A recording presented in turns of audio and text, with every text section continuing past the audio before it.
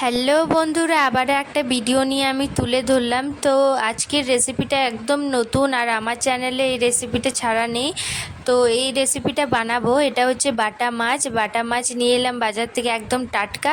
তো ওটা ভালো করে আমি পরিষ্কার করে ধুয়ে নিয়েছি, তারপর লবণ হলুদ দিয়ে এটা ভালো করে ভেজে নেব। আর বাটা মাছের সাথে দেবো কটা বেগুন আর কটা আলু দিয়ে এটা ভালো করে সবটাকেই আমি কিন্তু ভাজবো। তো আমি ননস্টিক প্যানে আমি সর্ষের তেল দিয়ে দেবো।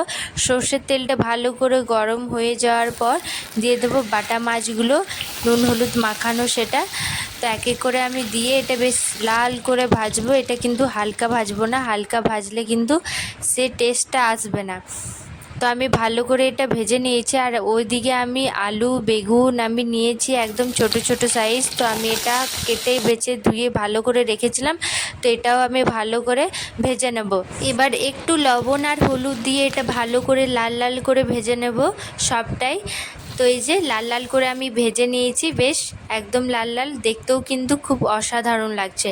তারপর ওটা উঠিয়ে নেওয়ার পর এখানে আমি আবারও সর্ষের তেল দিয়ে একটু দিলাম লং আর দিলাম জিরে আর শুকনো লঙ্কা দিয়ে ওটা লাল করে ভেজে নিয়ে একটু দিয়ে দিলাম পেঁয়াজ বাটা।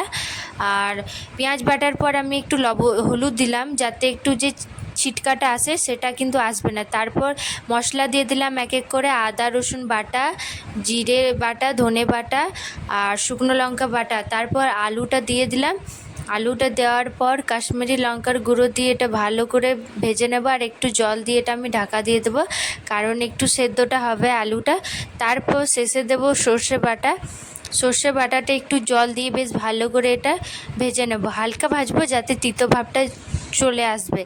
তো হালকা ভেজে নেওয়ার পর এটাতে আমি কিন্তু জল অ্যাড করে দেবো, গরম জল। তো গরম জল অ্যাড করার পর এটা বেশ ভালো করে ফুটিয়ে নেব। ফোটা হয়ে যাওয়ার পর ওর মধ্যে দিয়ে দেবো বেগুনগুলো আর দিয়ে দেবো মাছগুলো। তারপর আবারও কিছুক্ষণের মধ্যে এটা ফুটিয়ে নেব। এটা আমি ঢাকা দিচ্ছি না, কারণ এটা সবটাই কিন্তু গলে যাবে আর গলা জিনিসটা বেশ ভালো লাগবে না। তো এটা বেশ ভালো করে আমি ফুটিয়ে নেব। তো এতক্ষণ ভিডিওটা আমার দেখলেন, আপনারা কেমন লাগলো এই ভিডিওটা অবশ্যই আমার চ্যানেলটা করে দাও সাবস্ক্রাইব। এই ভিডিওটা কেমন লাগলো অবশ্যই কিন্তু কমেন্ট করে জানাতেই পারো। বাই।